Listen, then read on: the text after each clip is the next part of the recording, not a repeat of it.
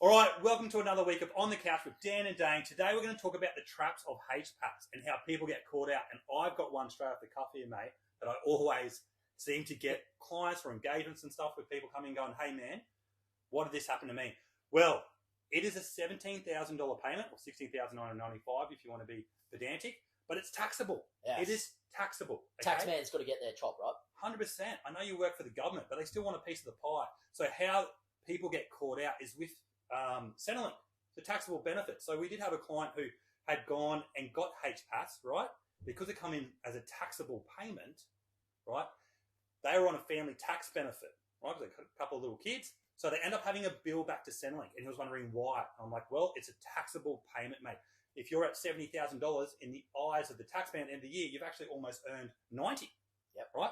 So it did catch people out. So make sure you're doing your checks and balances with that. Yeah, because you just need to be able to factor that in, right? When you're doing your reporting with Centrelink and all the CCS, everything like that. So those of you who are receiving Centrelink, you'll know about all of these schemes, right, that you need to know about. But you get your reporting right up front so that you don't get caught out later on down the track. I suppose the other one where people sometimes get caught out, and there's some people near and dear to my heart, so you know I'm looking at you, right, is at the end of the day, you get your HPAS and you get it for a couple. Yep. Well, if there's only one defence member, you get it for your family, right? Yep. One. But if you've been holding off on getting your relationship recognised by defence, i.e. your other half isn't a dependent of yours yet, and you go and buy a property and you sign the contract, at that time of signing of contract, if your partner is not a dependent, you're not getting 100% of the HPAS, right? Yep. He gets split straight in two in that circumstances. Yep. So they need to be your dependent in order for you to get the full HPAS from a numbers perspective as well.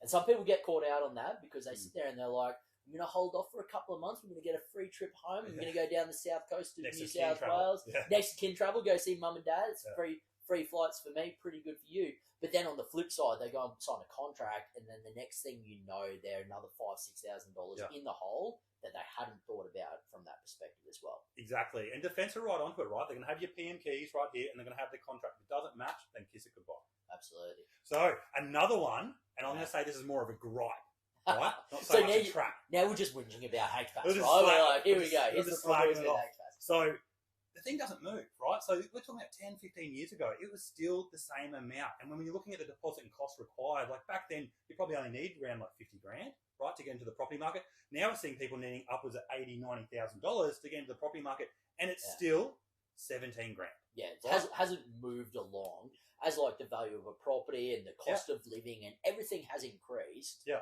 Like even DHOAS has a mechanism to change the amount of subsidy that you get based on the average house price and the interest rates. But HPAS is just rocking back there in Pac-Man with no changes since I don't know the year, but 1973 sounds good to me.